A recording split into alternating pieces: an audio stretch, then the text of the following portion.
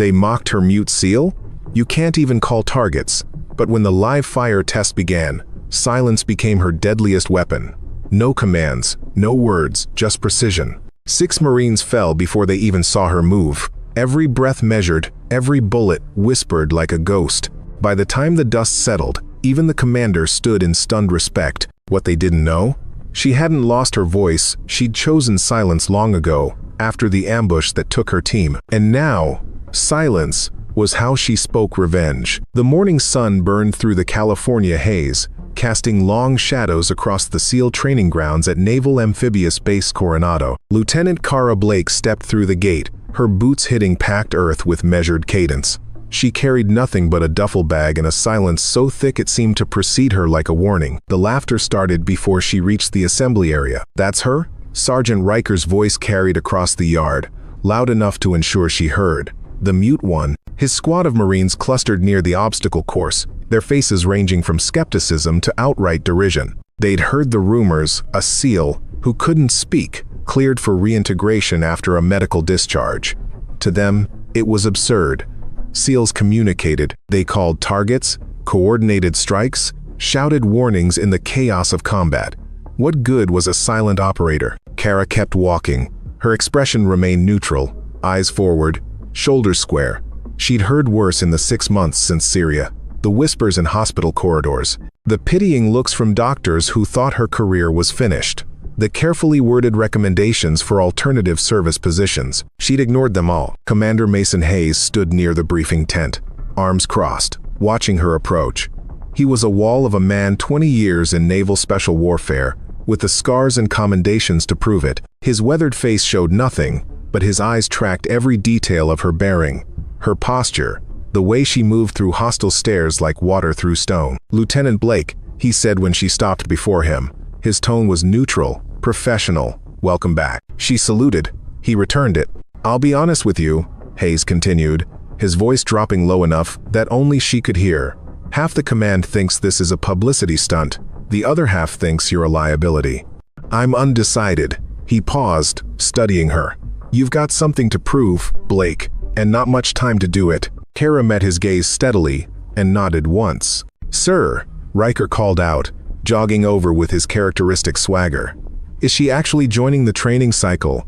How's that supposed to work without comms?" Hayes turned his cold stare on the sergeant. "That's Lieutenant Blake to you, Riker. And she'll participate in every exercise, same as everyone else. You got a problem with that?" "No, sir," Riker replied, though his smirk suggested otherwise. "Just wondering how she's gonna call out enemy positions, or coordinate fire support, or, do literally anything that requires talking." "Then I guess you'll find out," Hayes said flatly. Dismissed. As Riker walked away, Hayes leaned closer to Kara. "He's not wrong about the challenges. I need to know you're ready for this. Nod if you understand what you're up against here." She nodded. "Good. Report to the equipment cage. Training starts at 0600 tomorrow. I suggest you get some rest." He started to turn, then stopped. "Blake, one more thing. I read your file. What happened in Syria that wasn't your fault? But if you're back here trying to prove something to ghosts, you're in the wrong place." Kara's jaw tightened almost imperceptibly. Then she saluted again and headed toward the barracks. Behind her, she heard Riker's voice carrying across the yard. $20 says she washes out in a week. Mute SEAL. What a joke. The laughter that followed was sharp and cutting. Kara didn't look back. She'd learned something valuable in the months since losing her voice. Silence could be armor. Words were weapons people could use against you, turn into mockery, twist into doubt. But silence? Silence was hers alone. And soon, they'd all learn what she could do with it. 6 months earlier, Syrian border, 0347 hours. The night had been perfect for the Operation Moonless, quiet, with just enough wind to mask their approach. Team Bravo moved through the abandoned village like shadows, 6 operators executing a precision infiltration to extract a high-value target from a terrorist cell. Kara had point position, her rifle scanning the narrow streets through thermal optics. Behind her, Chief Petty Officer Daniel Crawford provided rear security, his presence a steady anchor she'd relied on through 3 deployments. "Target building, 30 meters, she whispered into her headset. 2 sentries, north entrance. I've got left." "Copy," Crawford replied. Taking right on your mark. 3, 2. The synchronized shots were nearly silent, suppressed rounds dropping both guards before they could raise an alarm. Team Bravo flowed forward, breaching the building with practiced efficiency. The target was exactly where intelligence said he'd be: second floor, northeast room. Too easy. Kara felt at first that crawling sensation on the back of her neck that every experienced operator learned to trust. Something was wrong. The intelligence had been too good. The guards too few. The target too complacent. "Chief," she said quietly. "This feels..." The explosion tore through the building's foundation like thunder from hell. Everything happened in fragments after that, the floor dropping away beneath her feet. Crawford's shout cut off mid-word, the ceiling collapsing in a cascade of concrete and rebar. She remembered reaching for him, her hand closing on his vest just as the secondary blast wave hit. The world went white, then red, then silent. When her hearing returned partially damaged, she was buried under rubble, her body screaming with pain. But worse than the pain was the taste of copper and ash, the weight of concrete pinning her legs, and the terrible stillness where her team's voices should have been. She tried to call out. Nothing came. She tried again, forcing air through her throat, but only a rasping wheeze emerged. The blast had torn something inside her vocal cords, damaged beyond immediate repair, the doctors would later say. A piece of shrapnel had passed within millimeters of her carotid artery and lodged near her larynx. Silent, bleeding, and alone, Kara had used every ounce of training to free herself from the rubble. It took 40 minutes of working in complete silence, her own grunts of effort stolen by damaged nerves, her screams of pain nothing but air passing through a broken instrument. Crawford was 5 feet away when she finally dug herself out. She crawled to him through the dust and darkness, already knowing what she'd find. His eyes were open, staring at nothing. The blast that had stolen her voice had taken his life. She'd sat there with him, one hand pressed to his cooling chest, trying to speak, trying to scream, trying to cry out for the medics she could hear in the distance. But the silence was absolute. Her voice was gone. 3 other members of Team Bravo didn't make it either. Only 2 survived, with her Jenkins and Torres, both critically wounded. The investigation later revealed that their operation had been compromised. The building rigged as a trap specifically for American Special Forces. The terrorist cell had been willing to sacrifice their own man to kill a SEAL team. It had almost worked. The rehabilitation had been brutal, not the physical therapy, but the psychological weight of silence in a profession built on communication. Kara spent 3 months at Walter Reed Medical Center, undergoing surgeries to repair what could be fixed. The doctors had been optimistic at first, but the damage was too severe. Her voice was gone, perhaps permanently. "You've had a distinguished career," the Navy psychologist, Dr. Rachel Morrison, had told her during one session. "There's no shame in accepting a medical discharge. You've given enough." Kara had responded by writing in the notebook that had become her constant companion, "I didn't give enough if I couldn't bring them all home." Dr. Morrison had sighed. "Lieutenant, you can't save people by destroying yourself." "I can try. Eventually." After months of evaluation and assessment, someone in the chain of command had made an unusual decision. Lieutenant Kara Blake would be permitted to attempt reintegration with SEAL training operations, not as a full operator initially, but as a provisional trainee. If she could prove she could function effectively without verbal communication, exceptions might be made. It was unprecedented. It was probably impossible. Kara had accepted immediately. Now, standing in the small room assigned to her at Coronado, she unpacked her meager belongings with methodical precision. Uniform, boots, tactical gear, the notebook, dozens of them now, filled with her half of conversations she could no longer speak. And at the bottom of the duffel, wrapped in a waterproof case, the photograph. Team Bravo, taken 3 days before the Syrian operation. 6 faces grinning at the camera, arms around each other's shoulders, the easy confidence of warriors who trusted each other with their lives. Crawford's laugh had been the loudest. Jenkins had been making a joke just as the shutter clicked. Torres had his arm around Kara's shoulders. She set the photo on the small desk, propping it against the wall. Then she opened her current notebook to a fresh page and wrote, "Day 1, I will earn this." A knock at the door interrupted her. When she opened it, she found a lean man in his 40s wearing medical insignia. Doc Ellis, the training facility's psychological support officer. His file said he was former Army Rangers, with 2 combat deployments before transitioning to behavioral health. "Lieutenant Blake," he said, his voice gentle but not patronizing. "I'm Doc Ellis. Mind if I come in?" She stepped aside, gesturing him in. Ellis glanced around the Spartan room, his eyes lingering on the photograph. "Team Bravo," he said quietly. "I read the after-action report. I'm sorry." Kara wrote in her notebook, "Thank you. I'm not here to evaluate you," Ellis continued, taking a seat when she indicated the desk chair. "Commander Hayes wants someone available as a resource if you need it. The transition back to training after trauma, especially with your injury, it's not easy. I don't need a counselor. I need to prove I can do this." Ellis smiled slightly. "Fair enough. But let me give you one piece of advice, operator to operator." He leaned forward. "Everyone out there is watching to see if you'll fail. Don't give them the satisfaction. Show them what silence can do that noise can't." Kara paused, pen hovering over paper. Then she wrote, "Like what?" "Like listening. Like patience. Like reading a situation without the distraction of chatter." He stood. "SEALs talk a lot about quiet professionals. You might be the quietest one here. Use it." After he left, Kara sat at her desk and opened a tactical manual.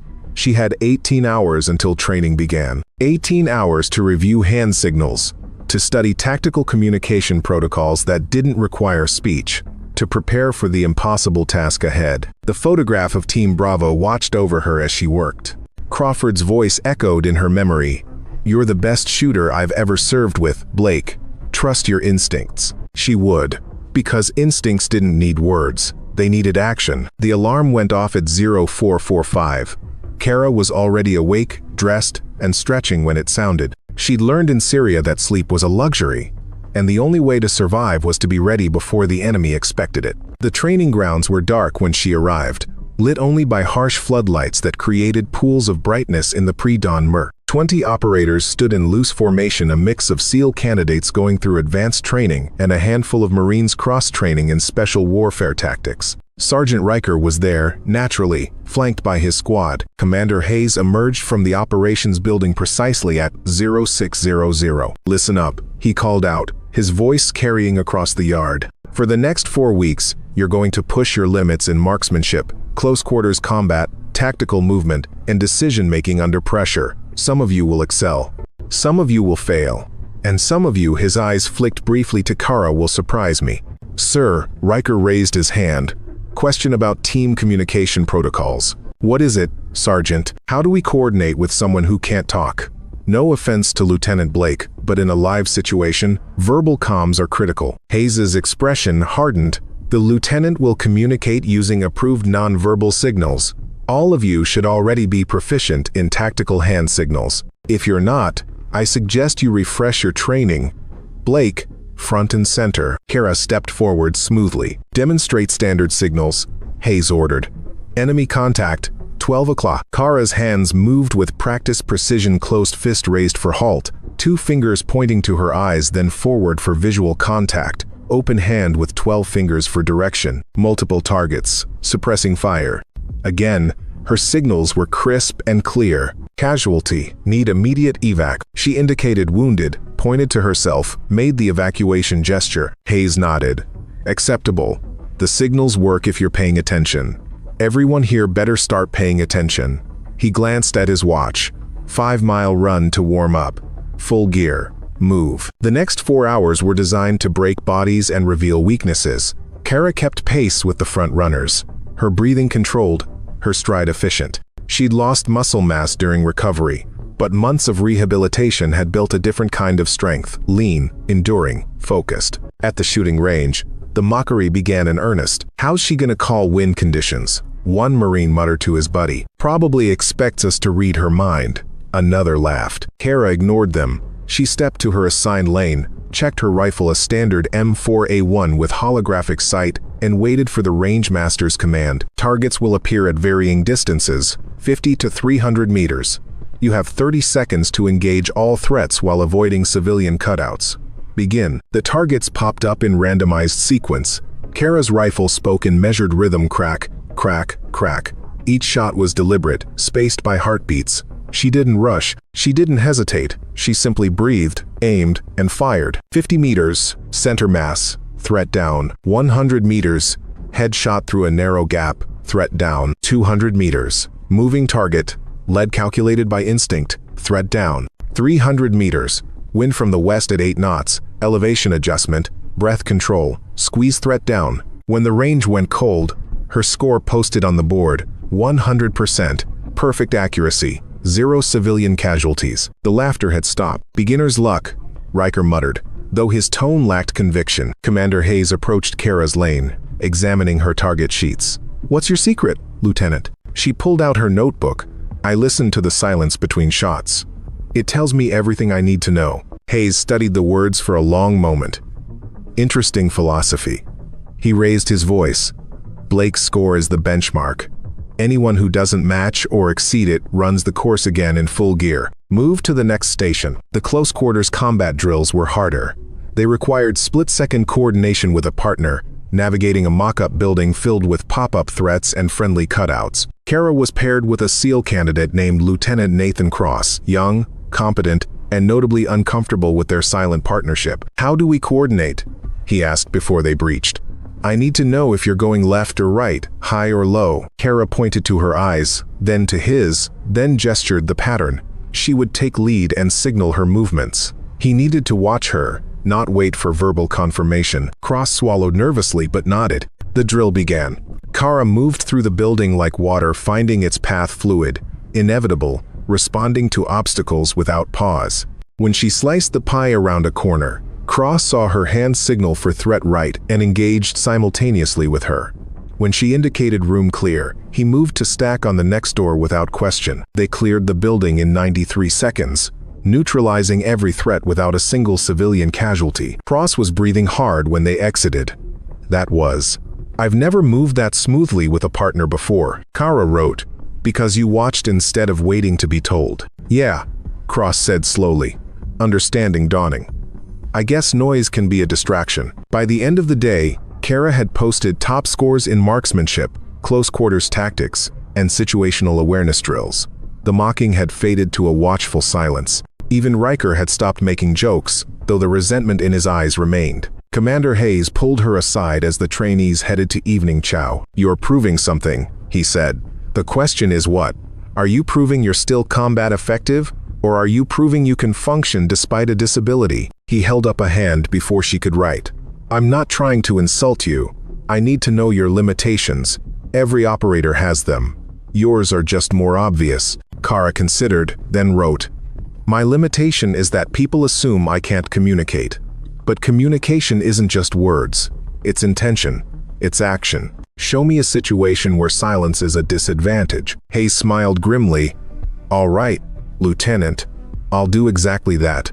Tomorrow, we're running night exercises in the training forest. 0 visibility. No illumination devices. Let's see how well your silence serves you when no one can see your hand signals." Kara met his challenge with a level stare and wrote one word: good. The night exercise was designed to be chaos, a 3-hour movement through dense forest terrain, locating and securing objectives while avoiding roaming aggressor teams. Communication would be difficult even for operators with full verbal capability. For someone without a voice, it should have been impossible. Kara studied the maps for 2 hours before the exercise began. She memorized terrain features, calculated likely routes, and identified natural choke points where sound would carry. Then she did something unexpected. She requested Doc Ellis's presence at the briefing. "What do you need?" Ellis asked when they met privately. She wrote, "I need you to teach me something. You worked with indigenous forces who used nonverbal communication in combat, right?" "Yeah, in Afghanistan. The village militia we trained had developed their own system, clicks, whistles, specific patterns that carried information without words." "Teach me." Ellis studied her for a moment. "You've got 3 hours until the exercise. That's not much time. Then we'd better start now." By the time the night exercise began, Kara had learned a basic vocabulary of sounds: tongue clicks for positions, low whistles for warnings, specific patterns that could convey direction and intent. It wasn't perfect, but it was something. Communication without words. She was assigned to a 4-person team led by Lieutenant Cross, with 2 SEAL candidates she didn't know. They moved into the forest at 2,200 hours, immediately swallowed by darkness so complete it felt solid. Cross tried to issue verbal commands in whispers, but they were too loud in the stillness. Twice, Aggressor teams nearly detected their position because of whispered coordination. After the second close call, Kara touched Cross's arm and made a cutting gesture across her throat. Stop talking. Then she demonstrated. A soft click, double-tapped teammate check-in. Another click pattern direction of movement. A low whistle, barely audible freeze. Cross caught on quickly, so did the others. Within 30 minutes, they were moving through the forest like ghosts, communicating in a language of sound that wasn't speech. And because they weren't relying on whispered words, they could hear everything else: the aggressor teams moving through underbrush, the shift of wind, the subtle sounds that painted a picture of their environment. They secured all three objectives without being detected once. When they emerged from the forest at 0100 hours, Commander Hayes was waiting with a stopwatch and a calculating expression. Fastest time of the night, he said. And the only team that didn't trigger any aggressor ambushes. How? Cross answered before Kara could write. We stopped talking, sir. Lieutenant Blake showed us another way. Hayes looked at Kara for a long moment. Interesting. Very interesting. He raised his voice to address all the teams filtering back.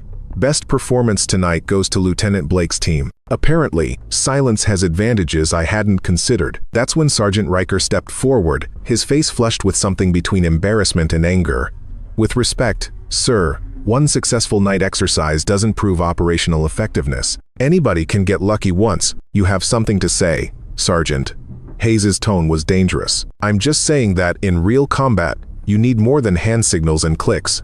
You need clear communication under pressure. You need someone who can call for support, coordinate fires, relay intelligence. Riker's eyes shifted to Kara.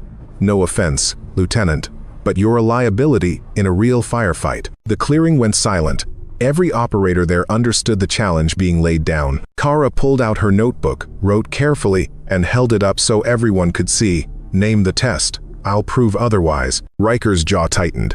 Fine. How about this? There's a tactical exercise next week. Live fire training with simulated enemy forces, multiple objectives, high-stress decision-making. If you can successfully complete it as team leader, taking down at least 6 confirmed targets without verbal communication, I'll personally apologize and shut up about this issue forever. That's a significant test, Hayes observed. Are you sure you want to? Kara wrote again. I accept. 6 targets, no words, complete success. And when I do it, Sergeant Riker runs the obstacle course in full gear while carrying my message to everyone: silence is strength. A few operators laughed. Riker's face went red. You're on, Lieutenant. Commander Hayes looked between them, something almost like approval in his eyes. All right, it's settled. 1 week from today, we'll run a full tactical exercise. Blake leads a team, Riker leads opposition forces. Live paint rounds, full scenario. If Blake succeeds, Riker delivers her message. If she fails, he paused. Well, we'll discuss that if it happens. As the operators dispersed, Doc Ellis caught up to Kara. That was either very brave or very foolish, he said quietly. Riker's going to make this as hard as possible. He'll set traps, coordinate his team specifically to exploit your inability to give verbal commands. Kara wrote, good. It wouldn't mean anything if it was easy. Ellis smiled. You know, Blake, I'm starting to think silence might be the most powerful weapon you have. Not despite your injury, but because of it. You've learned to communicate in ways the rest of us ignore. She looked at him questioningly. Most operators spend so much energy talking, they forget to listen, to watch, to read the situation. You don't have that distraction. He tapped her notebook. You might just change how we think about communication in special operations. Or I might fail spectacularly in front of everyone and prove them all right. That's the risk, Ellis agreed, but I've seen your scores. I've watched you move. I think you've already proven something important. You just need one more chance to make them see it. That night, alone in her room, Kara laid out her tactical plan. She had 7 days to prepare. 7 days to turn a disadvantage into an advantage. 7 days to prove that silence wasn't weakness, but a different kind of strength. The photograph of Team Bravo watched from the desk. Crawford's voice echoed in memory. Trust your instincts, Blake. She would. Because instincts didn't need words, they needed action. And in 6 days, everyone would see exactly what silent action could accomplish. The morning of the exercise arrived with desert heat already shimmering off the training ground. The scenario was complex, a simulated high-value target extraction from a compound defended by 6-person aggressor forces led by Sergeant Riker. The compound sat in the middle of a 15-acre training area filled with urban mock-ups, forest sections, and open ground that would offer zero cover. Commander Hayes briefed both teams separately. When Kara entered the operations room with her 4-person team, Lieutenant Cross, and 3 SEAL candidates named Briggs, Santos, and Welch, the tension was palpable. "The objective is simple," Hayes explained, gesturing to the map. "Extract the HVT from the compound center. Riker's team will have defensive positions throughout the area, paint rounds only, but they'll hurt." And Blake, he fixed her with a hard stare. "Your success metric isn't just extraction. It's 6 confirmed neutralizations of aggressor forces, with you personally responsible for coordinating all team movements. No verbal communication. Your team has radio silence, hand signals only." Cross raised his hand. "Sir, that means if we get separated, we have no way to regroup or call for support." "Correct. Which means you don't get separated." Hayes looked at Kara. "This is your chance, Lieutenant. Show us what you've got." Kara pulled out her notebook and wrote a message, then showed it to her team. "Stay visual with me at all times. 3 signal patterns: Alpha, advance; Bravo, hold; Charlie, extract. Watch my hands. Trust your instincts. We move like water, silent and inevitable." Santos, a wiry operator with sharp eyes, spoke up. "I've trained with hand signals, but not under live fire. What if I miss something?" Kara wrote. "Then you learn quickly, but you won't. I've watched all of you train. You're better than you think." The team moved to their starting position, a tree line 300 meters from the compound. They had 90 minutes to complete the objective. Riker's team was already dug in, waiting. At precisely 0900 hours, Commander Hayes' voice crackled over the range speakers. "Exercise is live. Begin." Kara immediately dropped prone and pulled out compact binoculars. She scanned the compound methodically, noting defensive positions, fields of fire, likely ambush points. Riker had set up well 2 positions covering the main approaches, elevated overwatch from the compound's tower, and what looked like roaming patrols. Smart, conventional, and therefore predictable. She signaled her team close and sketched a quick diagram in the dirt. Her fingers moved in practice patterns. 2-person teams, Cross and Briggs, arc left through the forest. Santos and Welch, hold position here for overwatch. I go alone, center approach. Cross looked alarmed. He wrote in his own notebook, "Splitting up violates the brief, and you can't take the center alone, that's suicide." Kara wrote back, "Riker expects us to move as a unit. He's positioned for that. If I draw their attention center, his team repositions. That's when you flank. Trust the plan." For a long moment, Cross studied her face. Then he nodded and signaled his understanding to the others. Kara moved first. She slipped from the tree line like smoke, using a dry riverbed for concealment. The center approach was exactly what Riker would expect, which meant his attention would focus there. She counted on it. At 200 meters from the compound, she deliberately broke cover for 3 seconds, long enough to be spotted. The response was immediate. Paint rounds snapped overhead as 2 of Riker's defenders opened fire from their prepared positions. Kara dropped into cover, tracking the shot's origin. Their northeast corner, behind a low wall, and there the tower, exactly where she'd predicted. She signaled to Santos and Welch, still in overwatch position. Her hands moved precisely. 2 targets marked. Northeast corner, tower. On my signal. Then she did something that would have been impossible with verbal communication. She moved completely silently to a new position while the aggressors were still focused on her last known location. No commands to relay, no radio chatter to intercept. Just smooth, practiced movement. She counted to 30, watching the defensive positions. The aggressors were disciplined, not breaking cover to pursue. But they were also watching the center approach, waiting for the next movement. They never saw Cross and Briggs flanking through the forest on the left. Kara's next signal was barely visible, a specific hand pattern that meant execute.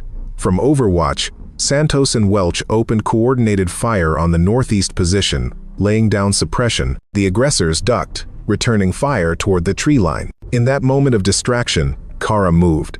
She covered 60 meters at a dead sprint, using buildings and barriers for cover. The tower guard saw her at the last second, swiveling to engage, but Kara's rifle was already up. A single paint round took him in the chest before he could fire. Target 1, neutralized. From her new position, she could see the northeast corner defenders. They were focused on the overwatch position, unaware she'd flanked them. 2 precise shots, center mass on both targets. Targets 2 and 3, neutralized. That's when Riker realized what was happening. She heard his voice carrying across the compound. "She's splitting our attention. Reposition to." But Kara was already moving again. She signaled Cross's team, now in position on the left flank. "Advance on my mark." The beauty of nonverbal communication was its speed. No lengthy radio calls, no confirmation required. Just clear signals and instant execution. Cross and Briggs moved the moment they saw her sign, advancing on the compound's west side while Kara provided covering fire. A 4th aggressor broke from cover, trying to reposition. Briggs took him with a clean shot. Target 4, neutralized. That left 2 aggressors plus Riker, who Kara could hear coordinating a defensive retreat to the compound's center where the HVT mock-up was located. Smart move forced the attackers to come to them, create a kill zone. Kara signaled full team regroup at the compound's south wall. When all 5 were in position, she sketched a rapid plan in the dirt. Santos and Welch breach east door. Suppress. Cross and Briggs north windows. Crossfire. I enter west. Extract HVT. Cross wrote. That exposes you to both remaining defenders. Kara's response was simple. I know. She waited until her team was in position, then gave the signal. Santos and Welch hit the east door hard, their entry immediate and loud. Riker's remaining defender opened fire, exactly as expected. In that same instant, Cross and Briggs appeared at the north windows, creating a crossfire that pinned the defender. Kara moved through the west entrance during the chaos. The final defender saw her but hesitated, caught between multiple targets. That hesitation cost him. Santos's paint round caught him in the shoulder. Target 5, neutralized, which left only Riker. The compound center was a kill zone open courtyard with the HVT mock-up positioned against the far wall. Riker would be covering it from an elevated position. Kara scanned the interior, calculating angles. Their second floor, west corner, perfect overwatch position. She signaled her team to hold position and provide covering fire on her mark. Then she did something completely unexpected. She walked into the courtyard empty-handed, arms raised, rifle slung across her back. From his position, Riker's voice called out, "What are you doing, Blake? That's not tactical, that's suicide." Kara kept walking, maintaining eye contact with where she knew he was positioned. She could see the confusion in his body language through the window. This wasn't in any playbook. Was she surrendering? Was it some kind of trick? It was both. She stopped in the center of the courtyard, directly in his line of fire. Then she pointed at him, tapped her ear, and shook her head. "I can't hear you." Riker, confused and frustrated, leaned out slightly to shout again. "I said." The paint round took him cleanly in the center vest plate. The shot came from Cross's position at the north window, a perfect shot that Kara had set up by drawing Riker's attention and making him break cover to communicate with her. Target 6, neutralized. Exercise complete. Commander Hayes' voice echoed across the training ground. Exercise concluded. All weapons safe. Blake's team, successful extraction with 6 confirmed neutralizations. Time, 43 minutes. Kara stood in the courtyard, watching as Riker climbed down from his position. His face was a study in conflicting emotions, frustration, grudging respect, and something that might have been understanding. When he reached the courtyard, he pulled off his tactical vest and approached her. The other operators gathered, forming a loose circle. Everyone wanted to see how this played out. "That last move," Riker said, finally. "Using your disability as bait, that was either brilliant or insane." Kara pulled out her notebook. "It was both. You had to communicate with me. I knew you'd break cover to do it." Riker read the words and let out a long breath. "I've been doing this for 12 years. I thought I understood tactical communication, but you just taught me something. Sometimes silence is the strongest message you can send." He extended his hand. After a moment, Kara shook it. "Bet's a bet," Riker continued. "I'll run the course in full gear with your message." "But Blake," he met her eyes. "You didn't just win a bet today. You changed how I think about what's possible. And that's worth more than any apology." Commander Hayes pushed through the circle. "Detailed debrief in 30 minutes. But first, I want everyone here to understand what just happened." He gestured to Kara. Lieutenant Blake coordinated a complex tactical operation without speaking a single word. Her team moved with precision, adapted to changing conditions, and executed a flawless extraction. Why? He looked around at the assembled operators. Because they watched. They listened not to words, but to intention. They trusted their training and their team leader. In combat, that's what matters. Not how loudly you shout, but how clearly you communicate. Lieutenant Cross spoke up. "Sir, if I may, working with Lieutenant Blake forced me to be more aware.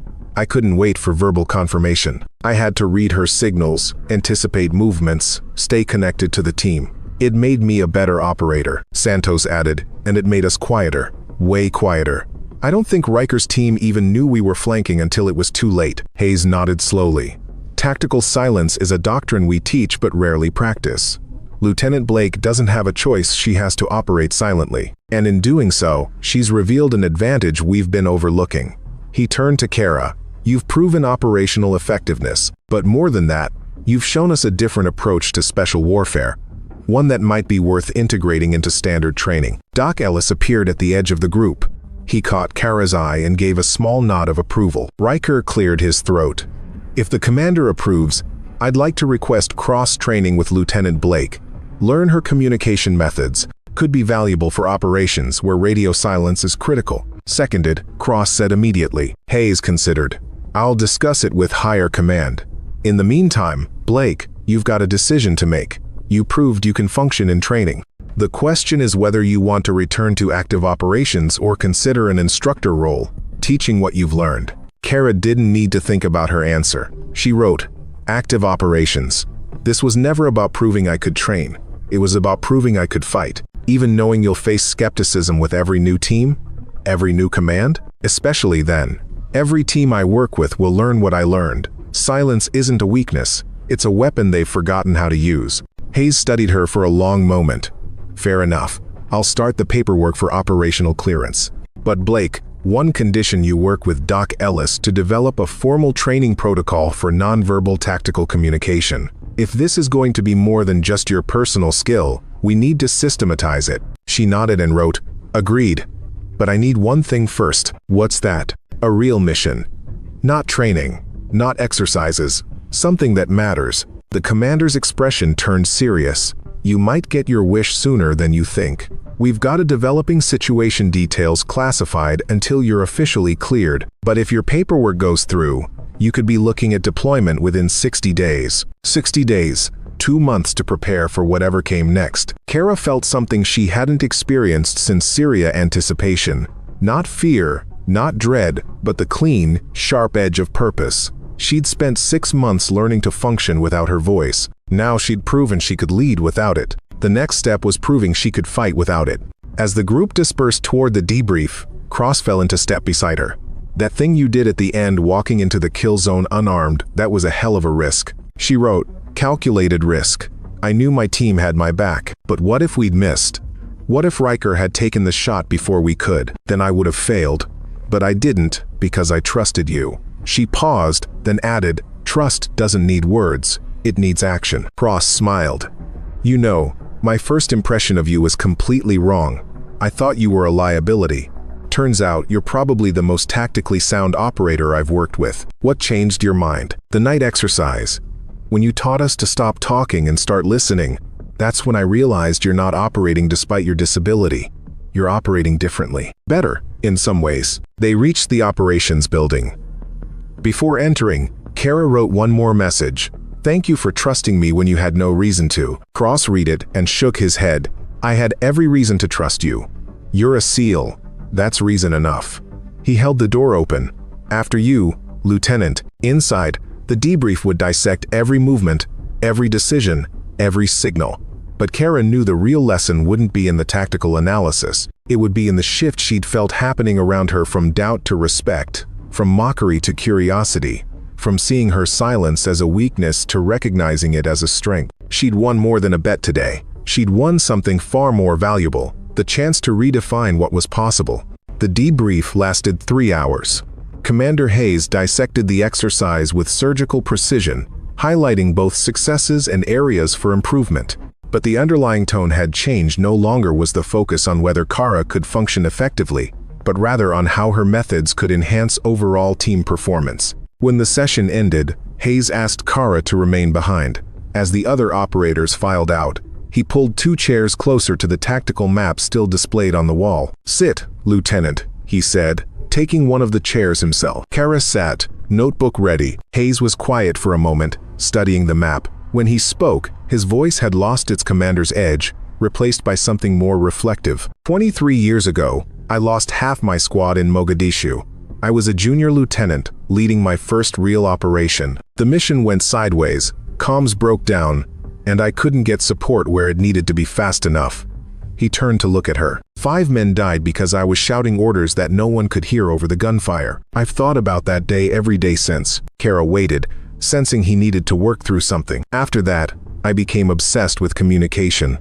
Clearer protocols, better equipment, redundant systems. I was convinced that perfect communication would prevent another disaster. He smiled grimly. I was wrong. Or at least, I was only partially right. He gestured to the map. What you did today, it violated every assumption I built my career on. SEALs communicate. We coordinate. We use our voices as tools, because that's what humans do. He paused. But watching you, I realized something. Sometimes voices are crutches. We talk because it makes us feel in control, not because it makes us more effective. Kara wrote, "What made you change your mind? The way your team moved, the way they watched you, anticipated your signals, stayed connected without constant verbal check-ins. They were more aware than any team I've seen in a training exercise, because they had to be. They couldn't rely on your voice telling them what to do. They had to think, adapt, respond." He leaned forward. "That's what I've been trying to teach for 2 decades. You did it in 43 minutes, because I had no choice." Exactly. And that's the lesson. Sometimes, our greatest limitations become our greatest strengths if we're willing to adapt.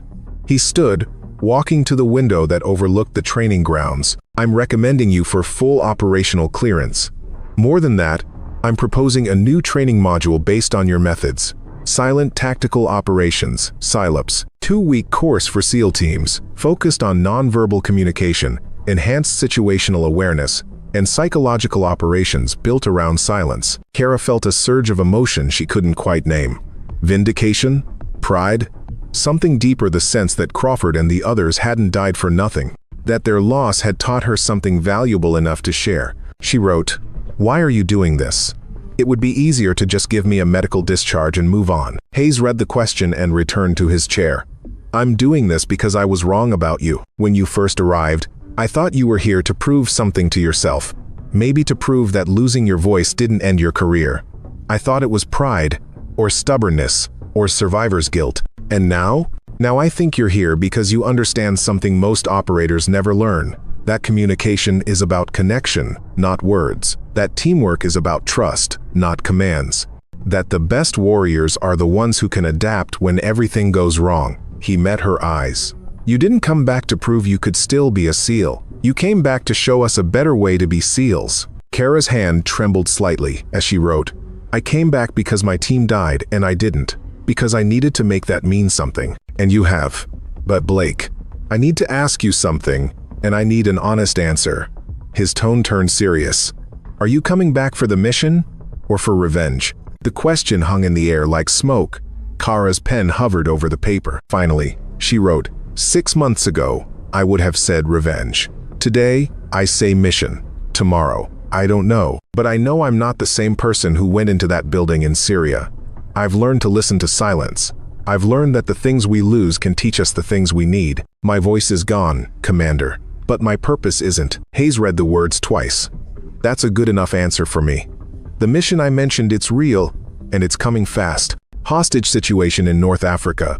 High-value American contractors held by a splinter militia group. The compound is in a populated area, requires precision insertion and extraction with minimal civilian casualties.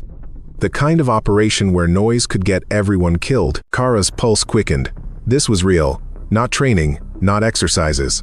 Lives depending on silence. "When do we deploy?" "The team assembles in 6 weeks for mission planning. Actual operation is 8 weeks out, pending intelligence confirmation. You'll be part of a 6-person SEAL team mixed unit. Some will have worked with you, others won't. Cross is confirmed. Riker requested to join after what happened today." "Riker?" he specifically asked. "Said if you could make him rethink 12 years of tactical training in one exercise. He wanted to learn from you in a real operation." Hayes smiled slightly. said it was either that or spend the rest of his career wondering what he missed. Kara allowed herself a small smile.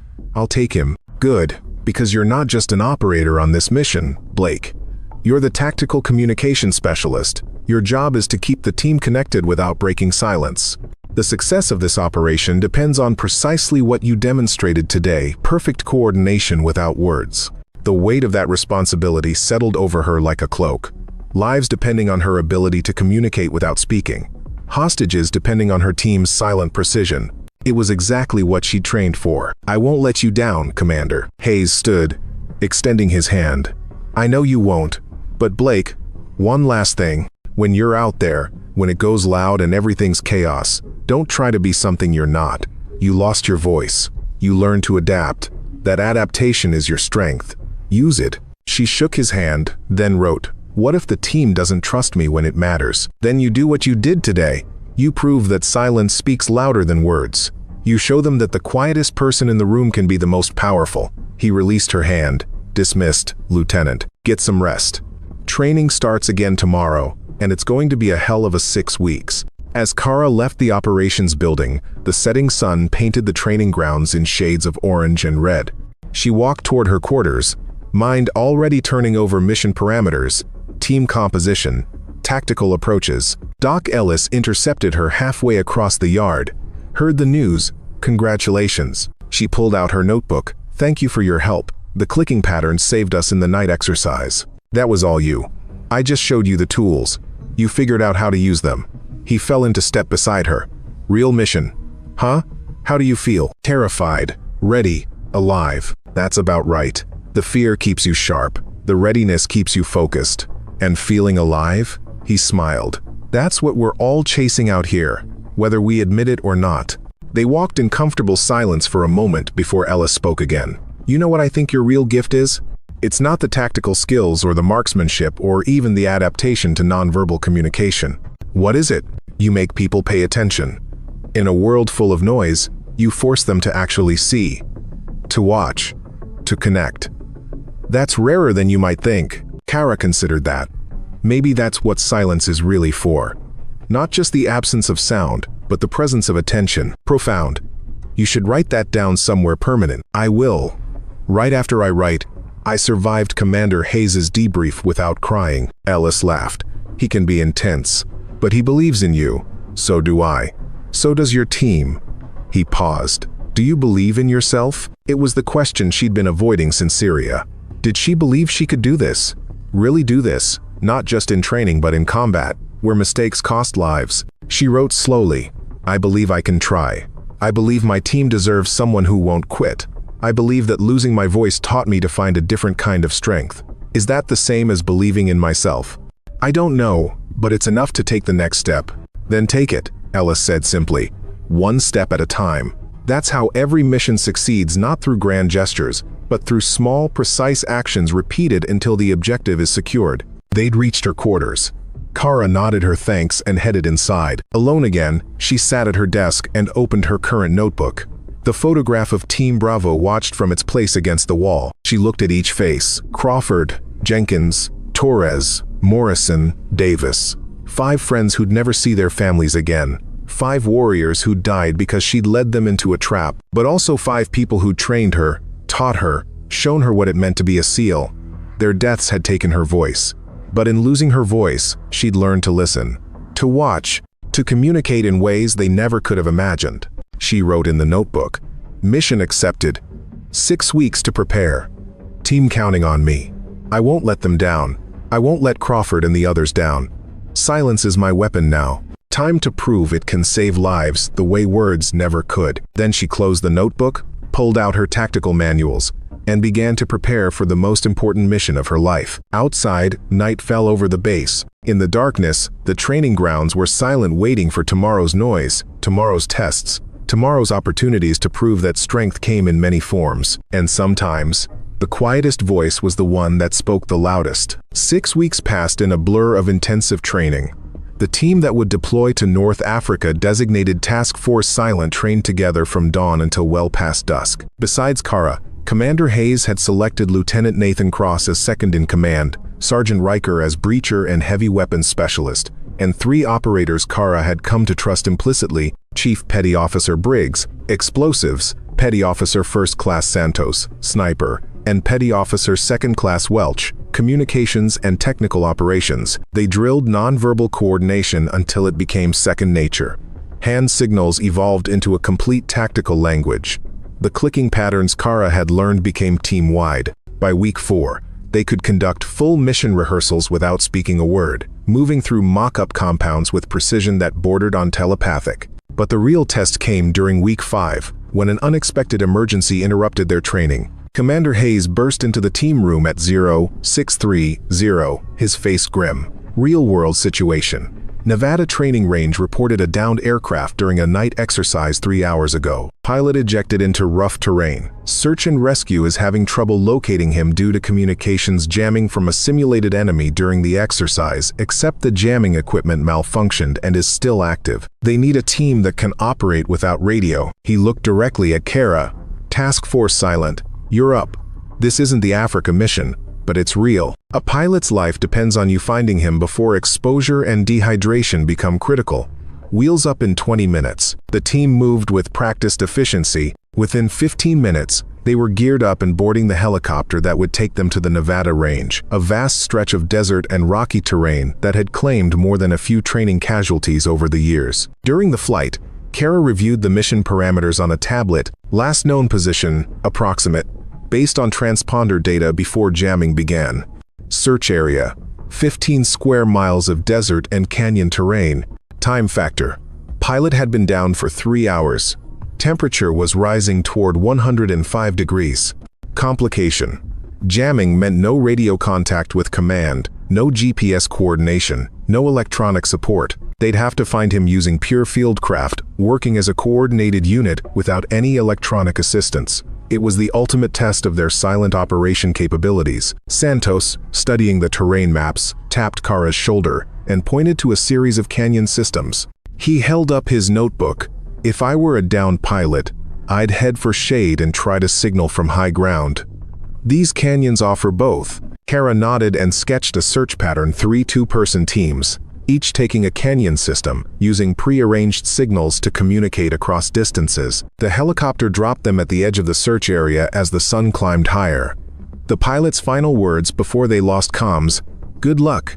Bring him home." On the ground, the heat was already brutal. Kara signaled the team into their pairs. She and Riker would take the central canyon, Cross and Briggs the northern approach, Santos and Welch the southern. They synchronized watches, check-in signals every 20 minutes, using mirror flashes since radio was useless. The team split up, each pair disappearing into the vast desert landscape. Kara and Riker moved through the central canyon with methodical precision. The terrain was unforgiving: loose rocks, sudden drops, temperatures that turned the canyon into an oven. They checked every cave, every shadowed overhang, every spot that might offer shelter. 20 minutes in, Riker spotted something: a piece of fabric caught on a rock outcropping. Flight suit material. They were on the right track. Kara signaled to the other teams using her signal mirror, flashing the pattern for possible contact. Continuing search. 2 return flashes confirmed the other teams had received the message. They pressed deeper into the canyon. The sun was directly overhead now, turning the rock walls into radiators. Kara's canteen was already half empty, and they'd only been searching for 30 minutes. The downed pilot, without water, would be in critical condition soon. Then she heard it, or rather, felt it. A rhythmic sound, barely perceptible, more vibration than noise. Someone tapping on rock, the pattern deliberate, Morse code. She grabbed Riker's arm and pointed to her ear, then at the canyon wall. He tilted his head, listening, then nodded sharply. He heard it too. They followed the tapping, climbing over boulder fields and squeezing through narrow passages. The sound grew stronger, and then they saw him, Captain Brett Morrison, flight suit torn and stained with blood, huddled in a small cave about 20 feet up a sheer rock face. He was using a rock to tap against the canyon wall, sending the same message over and over: SOS pilot down. The moment he saw them, his face flooded with relief. Thank God. I was starting to think he stopped, seeing Kara gesture for silence. She pulled out her notebook and wrote quickly: "Communications jammed. No radio. Can you climb down?" Morrison read the note and shook his head. "Broke my ankle in the landing.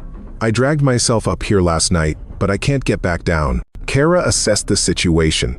The rock face was too sheer for a safe climb while supporting an injured man. They'd need equipment. She signaled Riker, "Stay here, provide security. I'll get the others." She climbed back down the canyon at double time, reaching an open area where she could signal the other teams. The mirror flashed the pattern for target located, need assist. Within minutes, both Cross's and Santos's teams appeared, moving at a run. Using hand signals, Kara explained the situation and outlined the extraction plan. Briggs would rig a rope system using the climbing gear they'd brought. Santos would provide overwatch in case any actual threats appeared. The rest would assist with moving Morrison once he was down. The extraction took 45 minutes of careful work in blazing heat. But Task Force Silent operated with the precision they'd drilled for weeks. Not a single unnecessary word was spoken. Every movement was coordinated through signals, every team member anticipating the needs of the others. When Morrison was finally on the ground, Welch immediately began medical assessment, treating the broken ankle and severe dehydration. Kara signaled the team to prepare for extraction to the landing zone, 3 miles away. They fashioned a litter from branches and paracord, taking turns carrying Morrison across the desert. The trek was brutal, the heat, the weight, the terrain, but the team moved in perfect synchronization, rotating positions every 10 minutes, maintaining security, checking on Morrison's condition. By the time they reached the landing zone, they were all exhausted, dehydrated, and sunburned. But Morrison was alive. The helicopter arrived 20 minutes later. As they loaded Morrison aboard, he grabbed Kara's arm. "You didn't speak a single word the entire time. How did you coordinate all that?" Kara pulled out her notebook one last time. "We didn't need words. We had trust." Morrison read it and smiled weakly. "Whatever you're doing, wherever you're going next, I hope your team knows how lucky they are." Back at base 3 hours later, Commander Hayes met them on the tarmac. "Captain Morrison is stable. Doctors say another 2 hours in that heat, and he wouldn't have made it. You saved his life." Riker spoke up. "Sir, request to make a statement." Hayes nodded. "I've worked with a lot of teams in my career," Riker said, looking at Kara. "I've never seen coordination like what we just did. No radio, no verbal communication, 100+ degree heat, injured pilot, rough terrain, and we executed flawlessly. That's because Lieutenant Blake taught us something I didn't know I was missing. How to actually work as a team, not just a group of individuals following orders." Cross added, "She proved today that her methods aren't just training concepts. They save lives, in real situations." Hayes studied Kara for a long moment. "Lieutenant, in my assessment, Task Force Silent is ready for the North Africa operation. Your performance today removed any doubts I had about operational effectiveness. The question is, are you ready?" Kara didn't hesitate. She wrote, "We're ready. When do we leave?" "Mission briefing tomorrow at 0800. Wheels up in 72 hours. Hayes' expression turned serious. "This is the real thing. Blake, hostages depending on you. International implications. Zero margin for error. If your silent operation methods fail, people die. If they succeed, people live. That's why we trained. That's why we're here." "Fair enough. Get some rest. Tomorrow we plan how to bring 8 American contractors home alive." That night, alone in her quarters, Kara sat at her desk with the photograph of Team Bravo. She'd proven herself in training. She'd proven herself in a real emergency. Now came the true test, a combat operation where her silence would be either her team's greatest asset or their fatal weakness. She opened her notebook and wrote, "Crawford, if you're watching, I hope I'm making you proud. I lost my voice saving the team in Syria. Now I'm using what I learned to save others. Mission in 72 hours. Task Force Silent is ready. I'm ready. Silence isn't weakness, it's strength we forgot how to use. Time to remember." She closed the notebook, turned off the light, and tried to sleep. In 3 days, silence would either save 8 lives or doom them all. The North Africa operation was classified, details sealed under national security protocols. But 6 weeks after Task Force Silent deployed, they returned to Coronado with 8 American contractors safe and accounted for. 0 casualties, 0 compromise. The mission had been executed with such precision that local authorities hadn't even known American forces had been present until after the extraction was complete. Commander Hayes held a quiet ceremony in the team room, away from formal military pageantry. Just Task Force Silent, key command personnel, and Doc Ellis. I'm not supposed to discuss operational details, Hayes began, so I won't. What I will say is this. Task Force Silent accomplished their objective through a combination of exceptional skill, absolute trust, and a communication methodology that I believe represents the future of special operations. He turned to Kara. Lieutenant Blake, your methods save lives. Not just the hostages, but your own team. The after-action reports from every member emphasize the same thing. Your leadership through nonverbal communication created a level of tactical awareness and coordination they'd never experienced before. Riker spoke up. Sir, if I may, I came into this skeptical. Hell, I was actively opposed. But what I learned working with Lieutenant Blake changed how I think about teamwork. She taught us that communication isn't about talking loudest, it's about understanding deepest. Every operator on this team became better because she forced us to pay attention in ways we never had before. Cross added, the hostage extraction required moving through a populated area, past multiple security checkpoints, without alerting anyone. Perfect silence. Perfect coordination. We pulled it off because we'd learned to work the way Lieutenant Blake taught us, watching, anticipating, trusting. Hayes nodded slowly. Which brings me to the real purpose of this meeting. Based on the success of Task Force Silent, Naval Special Warfare Command has approved the implementation of Silent Tactical Operations SILOPS as a formal training program. Lieutenant Blake, you're being assigned as the primary instructor and program developer. You'll work with Doc Ellis and other specialists to create a standardized curriculum that will be integrated into SEAL team training. Kara felt the weight of that responsibility. What had started as her personal adaptation to losing her voice was becoming doctrine, something that would outlast her. Benefit operators she'd never meet. Save lives in operations she'd never know about. She wrote in her notebook, I accept, but I want to remain operational. Teaching is important, but I'm still a SEAL first. Understood. You'll split time 6 months developing the program, 6 months operational deployment. Fair? Fair. There's one more thing. Hayes pulled out a small case and opened it, revealing a Navy Cross. For extraordinary heroism during the hostage rescue operation, demonstrating exceptional leadership and tactical innovation under combat conditions, Lieutenant Kara Blake is awarded the Navy Cross. The room erupted in applause, but Hayes raised his hand for silence. Actually, I have a different request. Blake, what would be the most meaningful way for this team to show respect? Kara understood immediately. She wrote, Silence, the way we fight. Hayes smiled. Team attention. Every operator in the room snapped to attention. Silence in recognition of Lieutenant Blake's service and sacrifice. The ceremony will be conducted without words, as she has taught us to operate without words. What followed was one of the most powerful moments of Kara's life. Hayes pinned the Navy Cross to her uniform in complete silence. Not a word spoken, not a sound made except the soft click of the metal fastening. Then, one by one, every member of Task Force Silent approached and rendered a crisp salute. No speeches, no congratulations. Just silent acknowledgement between warriors who understood what she'd accomplished. When it was done, Hayes handed her a tablet displaying a message. Lieutenant Blake, your journey from lost to strength has inspired not just this team, but the entire Special Operations community. You lost your voice, but found a different way to lead. You faced mockery and proved that silence can speak louder than any words. Most importantly, you showed us that our limitations, the things we think make us weak, can become our greatest strengths if we have the courage to adapt. The Navy Cross recognizes your heroism in combat.